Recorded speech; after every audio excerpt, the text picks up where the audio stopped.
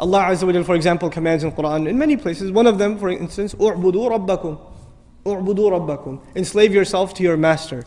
If you want to know, we study a lot of Quran, you know. You could study tafsir for years and years and years and years. And somebody, my teacher asked me actually, one time I was studying with him, and I'd been not years, I was studying Quran with him for like 6 months, and he asked me, give me the summary of the Quran, one sentence. Actually, and I said, one sentence? He goes, okay, fine, 2. So he wants a summary of the whole Quran in 2 sentences.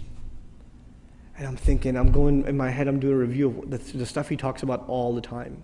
How am I going to summarize the entire Quran in 2 sentences? And I remembered what he said, and I used it, and he said, you're right. Alhamdulillah. Here's what it was. Number 1, accept Allah as master and accept yourself as slave.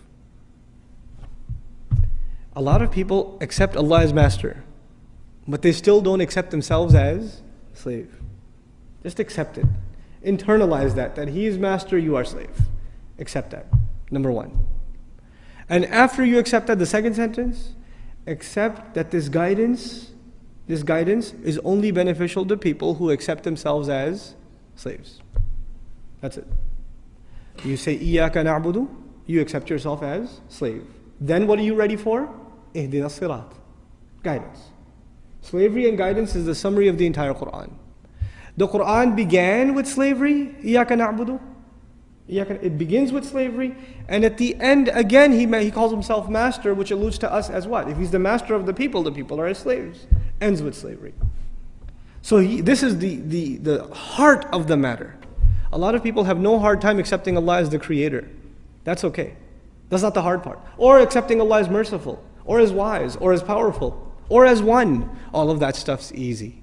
Because you know, if you accept Allah as one, there may not be any implications on you. Allah is one, that's nice, I'm still going to do what I'm going to do. Allah is really merciful, great. I still have my life. But if you say Allah is master, then what does that make me? That makes me slave. And to put it in very simple terms, the difference between a free person and a slave person is very simple. It's not a complicated subject. The difference between a free person and a slave person is a free person does whatever he or she wants. What does a slave do? A slave cannot do what he or she wants. If a slave did what he or she wanted, then they would be considered free. The only thing that makes them a slave is they do what the master wants.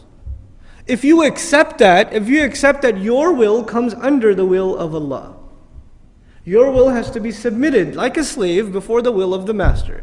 Then you've understood what this book is, what this message is. That's the summary of this message. It sounds very simple. I mean, it takes 5 minutes to explain, but internalizing that is a lifelong struggle.